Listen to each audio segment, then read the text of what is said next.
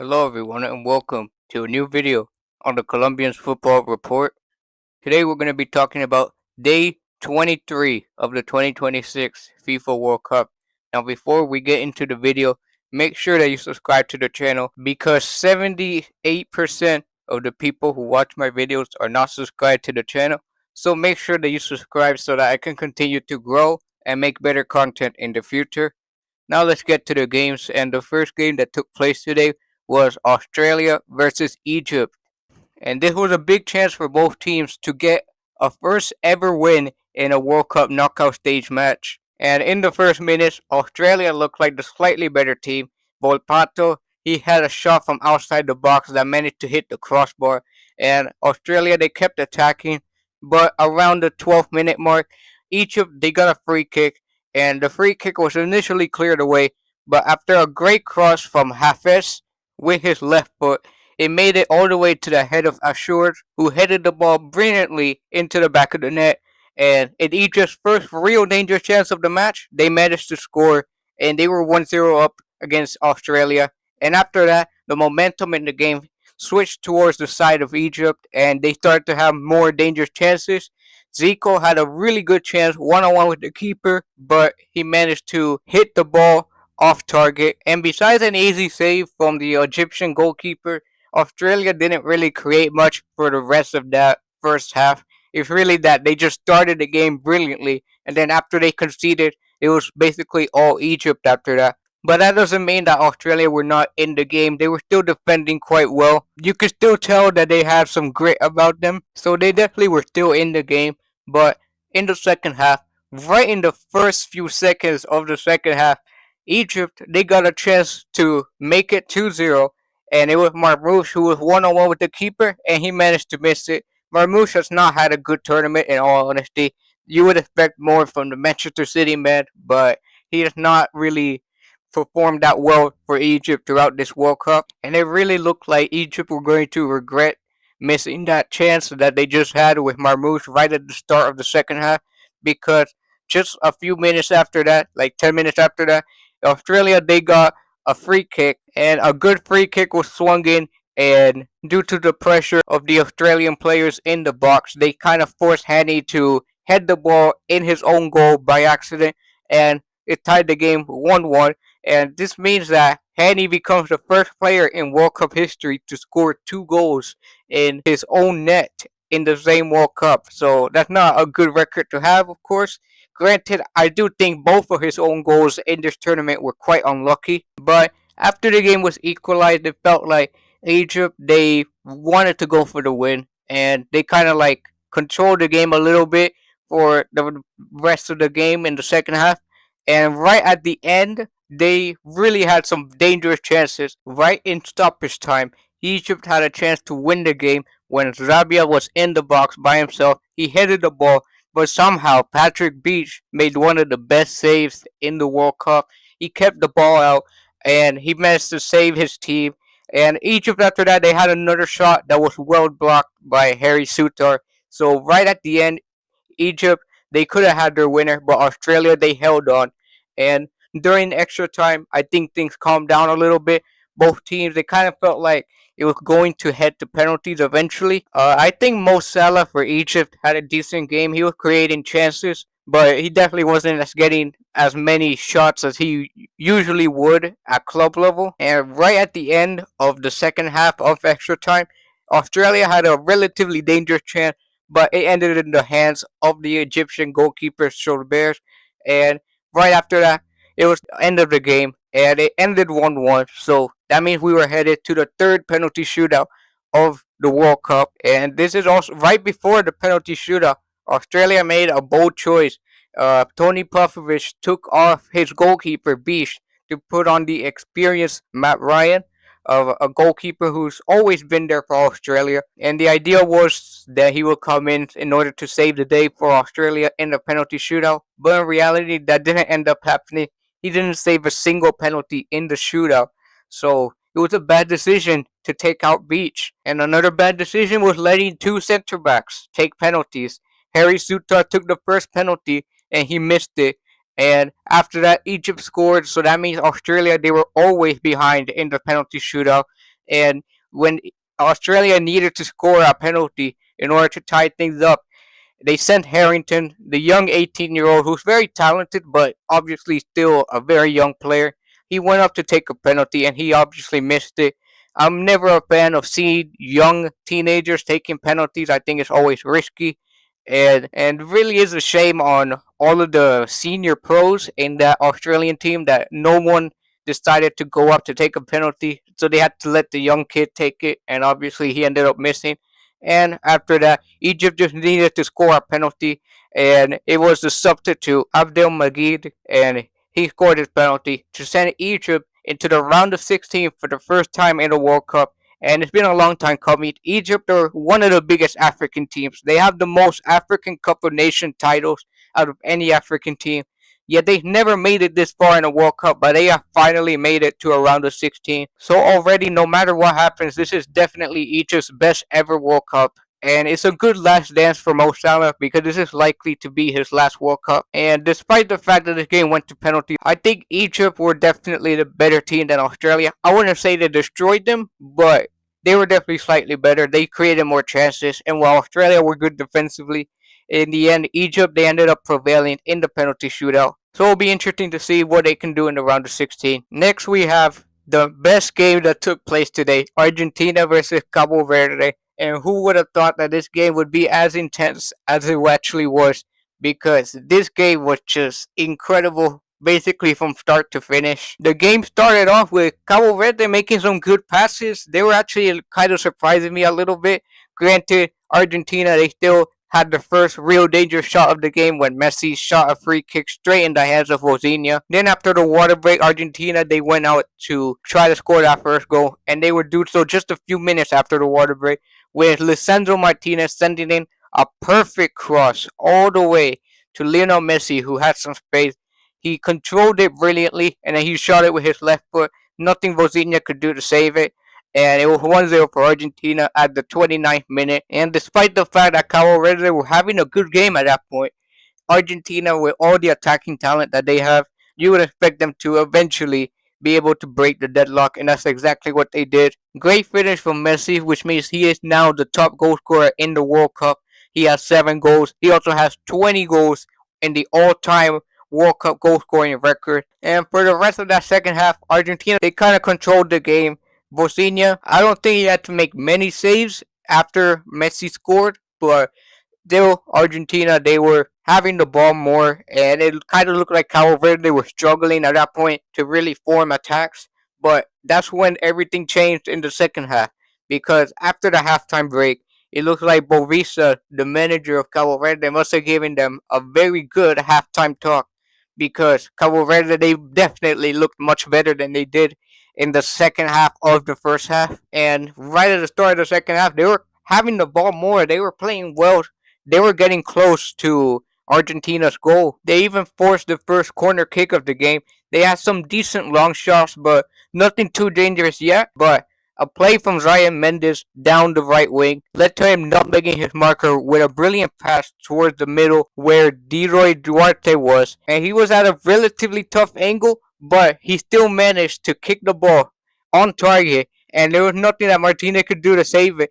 And Cabo Verde, they tied the game 1-1, and we were all left in shock because no one could expect it. Cabo Verde were back level. It was 1-1, and they truly deserved it. They started the second half as the better team, and who would have thought? And then after that, well, our Cabo Verde, they kind of slowed down a little bit more, but Argentina, they started to wake up in the game, and they started to have more chances. But this is where Vozinha will start to become the star man once again, like he was in that first game against Spain. He made an absolutely brilliant save on Lionel Messi when he had a free kick.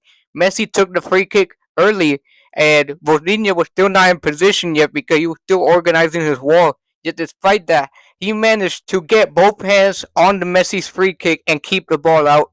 Fantastic save from him. And Argentina, they were starting to become a little bit more desperate. They were sending a lot of shots that really didn't end with any danger at all. And Cabo Verde were defending very well. Pico Lopez, Dine Borges, they were all playing very well. Cabo Verde near the end tried to form some counterattacks. In fact, there was a play where They probably should have had a foul very close to the area, but the referee didn't call it. And Messi, he had another chance to score from another free kick, but once again, Vozinha was there to save it. It was not an easy shot at all because it was hit with power, but he still managed to hit it away from danger. And Cabo Verde, they managed to hold on, and the first 90 minutes of the game ended 1-1, which meant that Cabo Verde, they've never lost a game in 90 minutes out of World Cup, which is a truly incredible stat. But right at the start of the second half, right at the start of the first half of extra time, Argentina, they will end up scoring a good cross in the middle from Lionel Messi from a corner kick. It managed to hit on the head of McAllister, and after McAllister headed it, it got into the feet of Martinez, who was with a lot of pace, and he just smashed the ball into the back of the net. And once again, there was nothing that Rosinha could do to save it. It was a very tough shot to save. But this goal was controversial because some people thought that this goal was offside. Granted, they did show a replay, and it showed that there was no offside present. And the reason why people thought it was offside is because when Martinez got the ball after McAllister's header, Tagliafico, he kind of like shoved the player with no foul, of course, but he kind of like got in the way of another defender before he could head the ball out. And people were saying that he was interfering with the play and that he came from an offside position. Like I just said, the replay showed that there was no offside, but it's still kind of confusing because from an angle it definitely looked offside. And you have to think that, do these automated offsides really work? Because we saw what happened yesterday between Croatia and Portugal. That was also very controversial. So, are these automated offsides really accurate? Because again, in the Colombia Portugal game, we saw something very similar where it kind of looks like they almost changed the angle, or out of nowhere they got a picture that wasn't even accurate, and it's just really confusing. Definitely, this World Cup has been controversial in that regard. There's been very weird offside calls and very weird onside calls, and this is just another one to add to that growing list of controversial offside moments in this World Cup. But despite that goal from Argentina, that definitely could have killed the game off for Cabo Verde, but in reality it didn't, because after that Cabo Verde, they went attacking again. They did not give up, and only 11 minutes after Argentina took the lead in extra time, they equalized again with probably the best goal of the tournament. Sidney Cabral, the former Benfica player who just signed for Trabzonspor, he was with pace on that left-hand side, and the left back just shot the ball with his weak right foot right into the top corner of the goal. There was nothing that Dibu Martinez could do to save it, and it was a truly incredible goal. The celebrations were wild, and it was just an incredible moment, and a truly incredible goal. And when all hope seemed to be lost, Cabo Verde, they tied the game again against Argentina, and they would manage to hold on for the last few minutes to take the game to 2-2 in the second half of extra time. Then once again, Argentina, they started to up the intensity more. And once again, from another corner kick, they will end up scoring.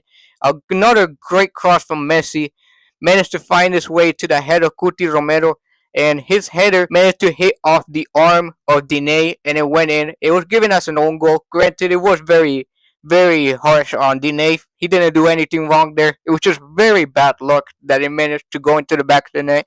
And there was also nothing that Vozinha could do to save it, despite the fact that he was having an amazing game for Cabo Verde. But despite the fact that Cape Verde went down for a third time in the game, that didn't mean that they gave up. They kept pushing for a third equalizer in the game, and they had to force Dibu Martinez to make an amazing save when Sidney Cabral had a free kick, and his free kick was on target, and Dibu Martinez had to get a hand to it. And for the last few minutes of the game, it was Cabo Verde who were attacking. Argentina, they were the ones who were sitting back, praying that this game would end as soon as possible. And despite the fact that Cabo Verde, they really tried with everything they had for those last few minutes to equalize the game, they just couldn't. And despite the fact that they had Argentina on the ropes for the last 9 or maybe even like 12 minutes of extra time in that game, they couldn't score the third goal. And Argentina, they just barely made it to the round of 16.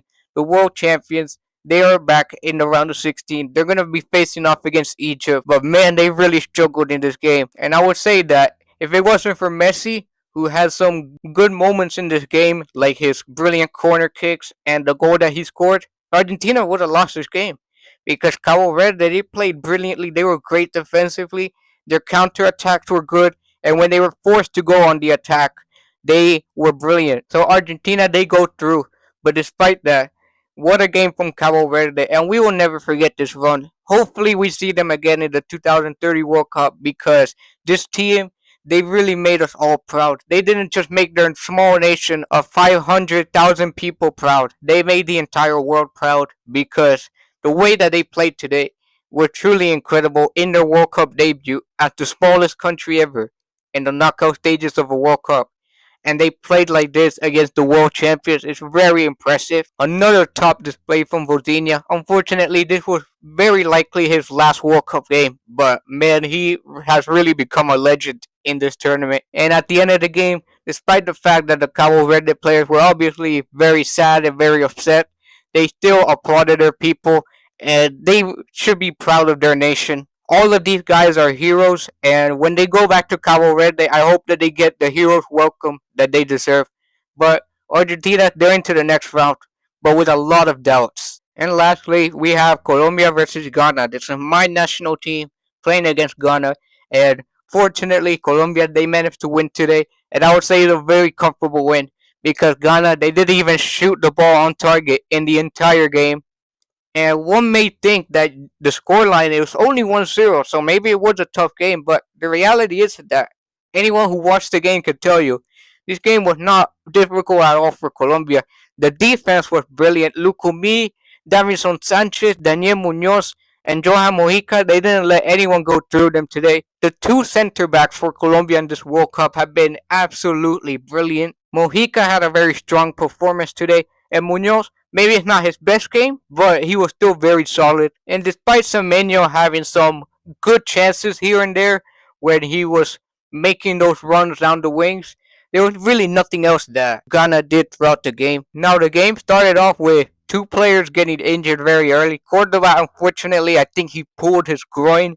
That's what it looks like to me. He might miss the rest of the World Cup. I hope it's not like that because he is an interesting profile of striker that Colombia don't have in the squad. A really tall and physical striker. He's the only striker that we have that fits that profile. So it would be very bad news for us if he's injured for the rest of the tournament. But he had to get replaced by Suarez only 8 minutes into the game. And 5 minutes later, Zenaya, he got an injury as well. And he had to come off for Seydu, who had a terrible performance off the bench, I must say.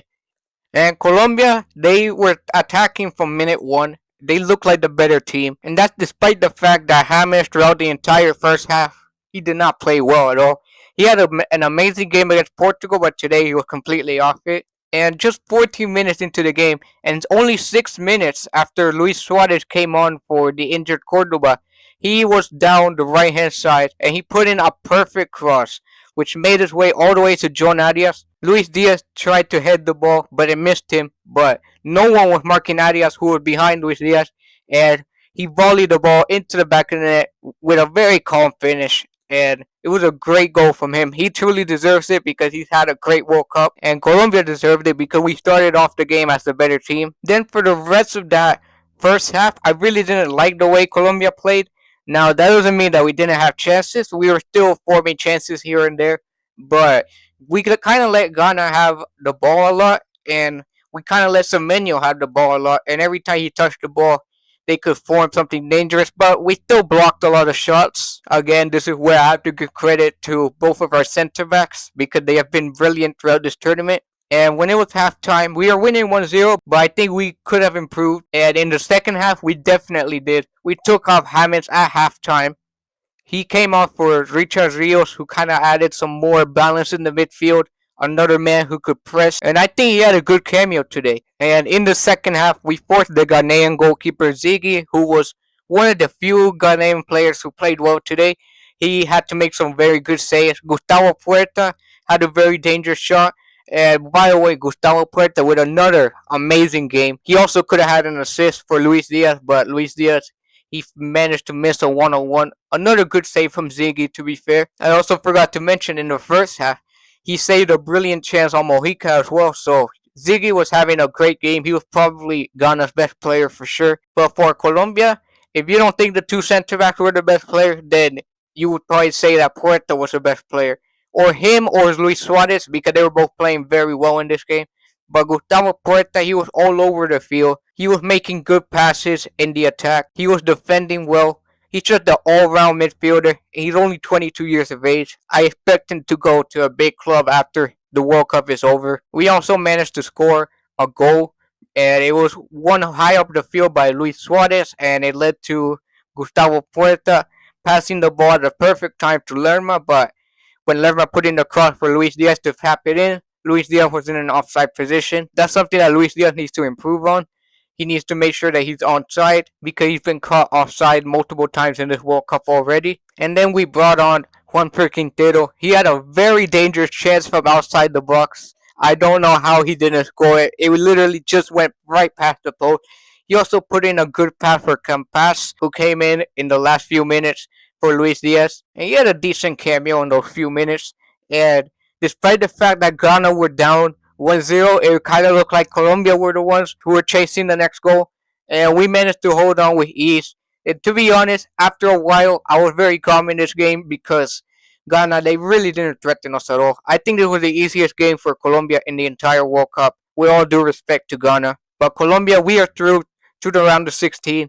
And I'm excited to see what this team could do next against Switzerland. So now that we went over all the games that took place on day 23, this is the bracket for the round of 16. Tomorrow we will have Paraguay versus France and Canada versus Morocco. Both France and Morocco are heavy favorite, but you can never count out Paraguay or Canada. Paraguay are a very tough team to face. Meanwhile, Canada, they had a very good tournament so far. And they're going to have Alphonso Davies back to full fitness. Then the day after that, we're going to have Brazil versus Norway and Mexico versus England. Two amazing games. And this is a chance where we could see two upsets happen on the same day. Because Norway can definitely beat Brazil. And Mexico can definitely beat England as well. But we'll have to wait and see. But both of these games should be very, very good. Then the day after that, we have Portugal versus Spain and USA versus Belgium. I think the United States are huge favorites to beat Belgium, but that doesn't mean that Belgium doesn't have a chance of winning. They still have great attacking talent. Meanwhile, Portugal versus Spain is definitely the biggest clash on paper in this round of 16. An Iberian derby in the round of 16. Ronaldo versus Lamine Yamal. Gonna be a very good game. And the last set of games in the round of 16. Argentina versus Egypt and Switzerland versus Colombia. Argentina and Egypt both went to extra times in their games, so both teams are going to arrive to that game kind of tired. So it'll be interesting to see how that game plays out. Meanwhile, Switzerland and Colombia, both of these teams have played very well, and the winner of this game is probably going to be the dark horse in this World Cup. So that's going to do it for today's video, where we went over day 23 of the FIFA World Cup. Make sure that you leave a like on the video and make sure you subscribe to the channel like I mentioned at the start of the video.